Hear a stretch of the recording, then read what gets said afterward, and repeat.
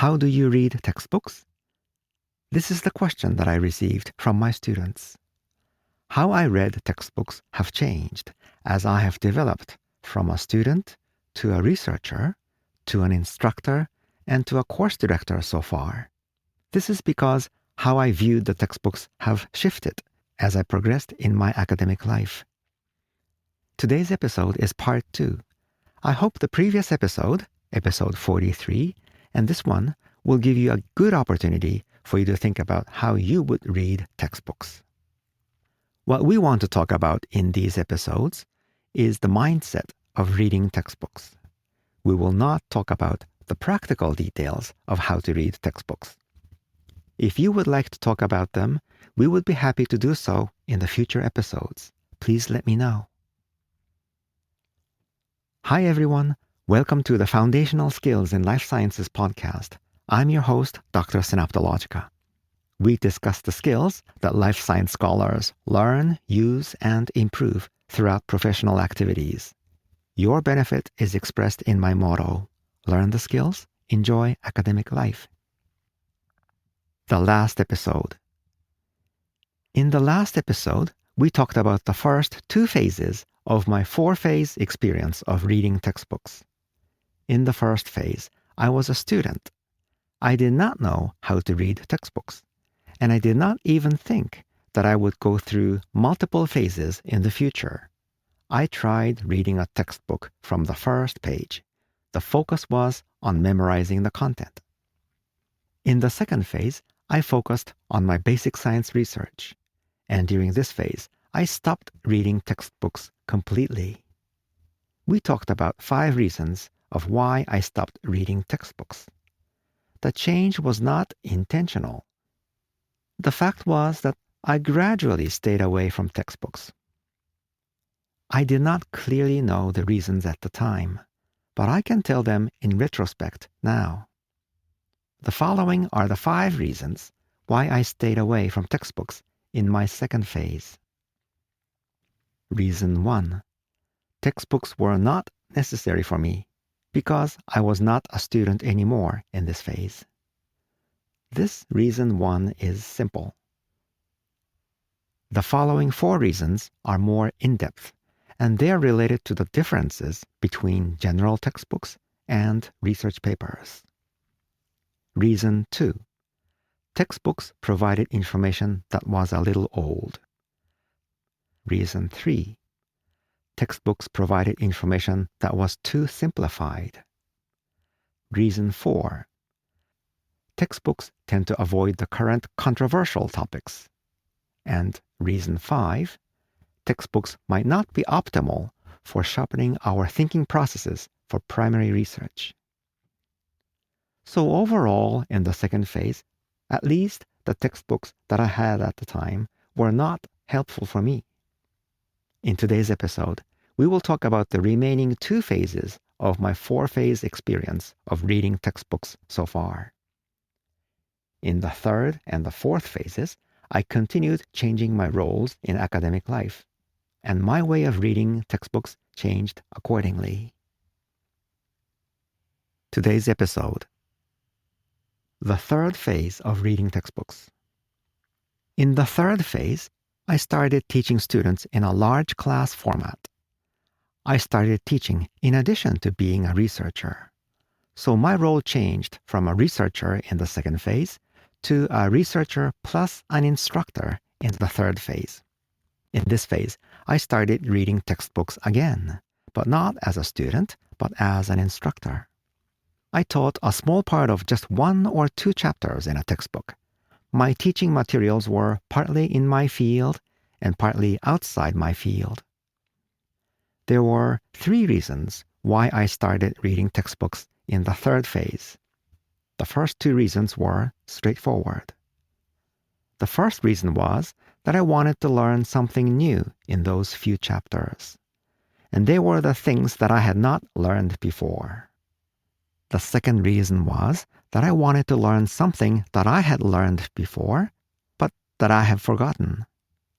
Also, I wanted to relearn the things that I did not clearly understand when I learned a long time ago.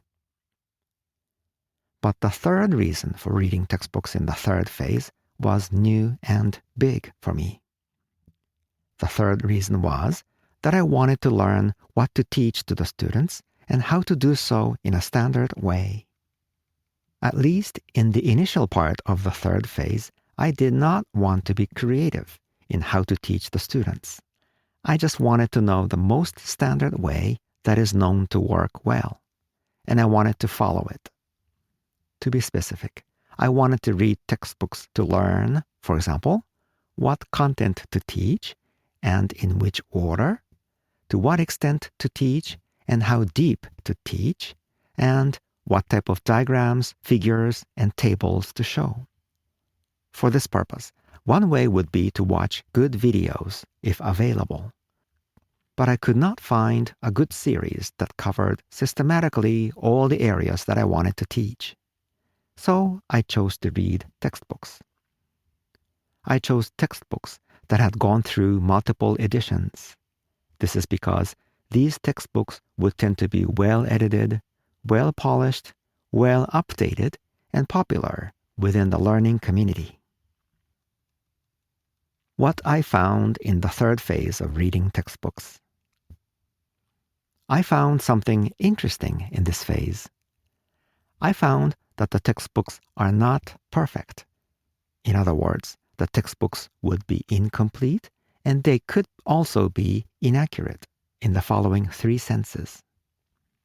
One type of imperfection of textbooks is that the textbooks were written in a very different manner from primary research papers.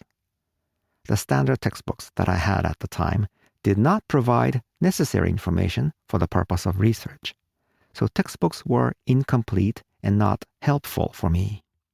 We talked about it in the last episode in relation to the second phase of my reading textbooks. This comment might not apply to you if you are not so interested in doing research. 2. Another type of imperfection of textbooks is that there were some mistakes in the described facts, either in terms of the findings old or new. Here, I will give you 2 examples in neuroscience. When a neuron is excited, it generates an electrical activity called an action potential. An action potential is often described in textbooks as generated at one part of a cell body where an axon is derived from or protruding from. This part is called the axon hillock. But now we know that an action potential is mostly generated far away from the axon hillock, down the axon in a place called the axon initial segment. Another example is related to action potentials again. According to many textbooks, once generated, an action potential will travel in only one direction within a neuron, that is, down the axon, away from the cell body and toward the neuronal periphery. But now, we know that an action potential travels in 2 ways, that is, bidirectionally. One direction is down the axon, as many textbooks describe, and the other direction is back to the cell body and further into the cell processes called the dendrites. So these 2 examples show that some scientific facts are described in a wrong way or in an imperfect manner. 3. The third type of imperfection of textbooks is that some technical terms were not used properly. Again, using neuroscience as an example, I have found that some textbooks repeatedly used technical terms that I have not heard before. In one instance, the authors described one brain region in a very non-conventional manner. It is a brain region that the experts commonly call as the basal ganglia. In my first phase of reading textbooks, I was a student. I was not aware of these imperfections. I accepted the contents of textbooks as true facts, and I thought that they were all the facts that I needed to know. I did not even think that the textbooks could be incomplete and inaccurate. At the time, I did not know the complexity of the knowledge system in life sciences. In the second phase, I skipped reading textbooks. So when I entered the third phase, I still kept the vague thought that I had had during the first phase. It was that the textbooks would be complete and accurate in describing scientific facts and in using terminology. When I did find that textbooks are not perfect during the third phase, I was disappointed at first. But quickly, it became my new fun to find such imperfections or mistakes. I felt as if I suddenly became an expert authority. In summary, for the third phase, I started serving as an instructor in addition to working as a researcher. I started reading textbooks again. Then I found that the textbooks would be incomplete and they could also be inaccurate. And I had fun finding the imperfections of textbooks. When I look back at this phase, I can say that I was not mature enough. The fourth phase of reading textbooks. In the fourth phase, I started appreciating the role of textbooks. I am now in the fourth phase. I became not only an instructor, but also a course director. As an instructor, I'm still teaching students in the course sections that I'm responsible for. But as a course director, I'm doing many more things. For example, I facilitate small group discussions by the students about all sections of the course. I answer questions from students about the course materials. I make exam questions together with the instructors. I also edit the exam questions so that the exam materials are consistent across all parts of our course materials. And I answer questions about the exam questions specifically after the exam is over, and I will explain to the students how and why they were wrong with their wrong answered questions. In this new role as a course director, I had to cover a wide range of materials outside of my expertise. There was so much knowledge to cover.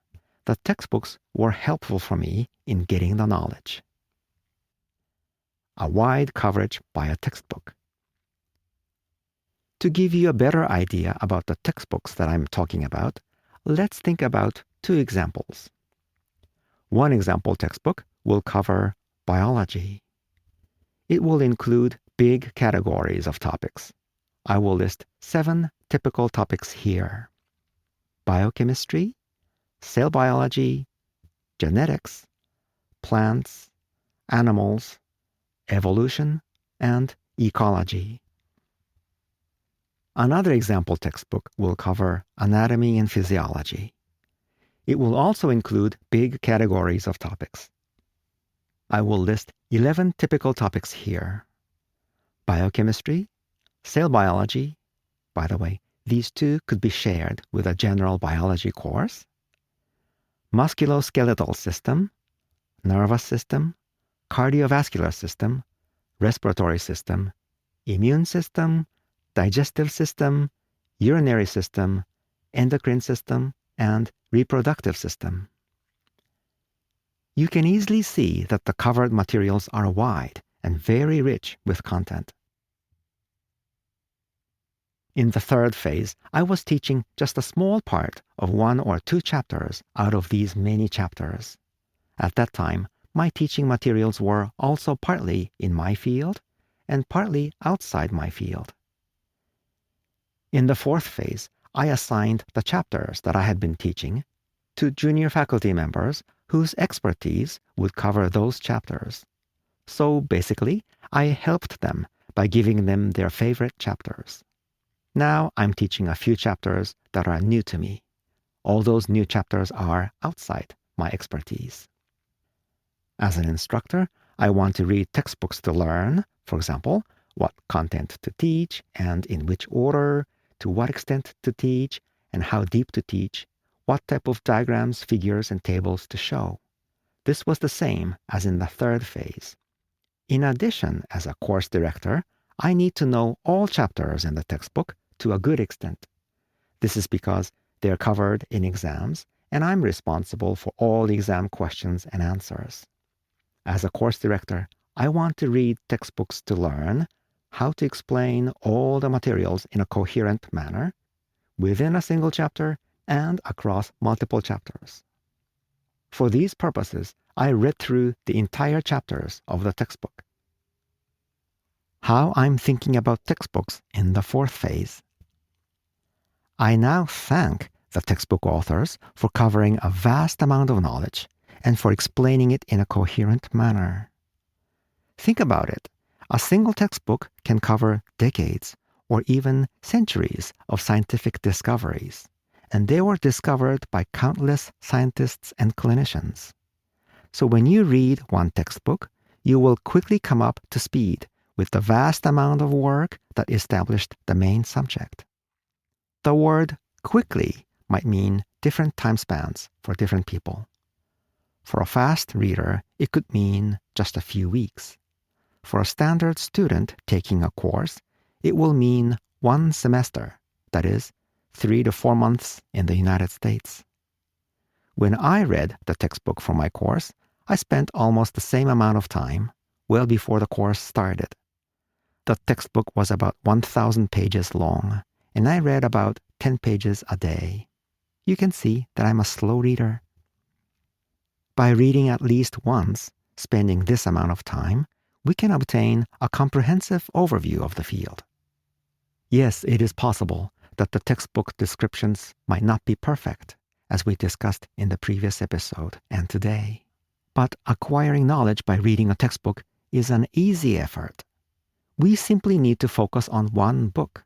We don't have to go outside the book to get a huge amount of knowledge. In contrast, if we want to obtain similar knowledge from primary research papers only, then we have to start by searching for papers that have proper information. It is challenging because before studying a field, it is difficult to know what information is proper for understanding the field. It will naturally require a lot of trials and errors. But let's say that somehow we can find all the candidate papers. Then we might have to read maybe thousands of primary research papers to cover the entire field. Even if we limit ourselves to reading only review papers, we will still have to read at least hundreds of review papers. A single textbook will take care of it. A single textbook will cover the entire field. This is an extraordinary achievement. I also started to appreciate the authors because they successfully summarized the entire field in a concise and understandable manner. This is especially true for textbooks that were written by single authors. Such an author cannot be an expert in every aspect of the textbook, but a single author will keep the same way of thinking and the same tone of writing, so the written content will be consistent throughout the textbook. This will make it easy to read through a book. The situation will be a little different in many textbooks that were written by many authors or experts. Some of those textbooks might look like an encyclopedia, a collection of information that is sometimes written in different styles without internal coherence. I know how challenging it would be to summarize even one subdiscipline within a field. I know this because when I write a review paper in my expert subdiscipline, the more I try to be systematic, the more time and effort I need to spend. It will be much more challenging to do the same in every subdiscipline within a field. So now I have realized that textbooks are the results of a monumental effort, although they can be a little imperfect. I'm beginning to view textbooks as a valuable tool for understanding the broad context of a field. My understanding can be superficial, but it is fine as long as my goal is to understand broad aspects of a single subject in a short amount of time, and my goal is not necessarily to know the deep aspects. This fourth phase is the last phase so far for me.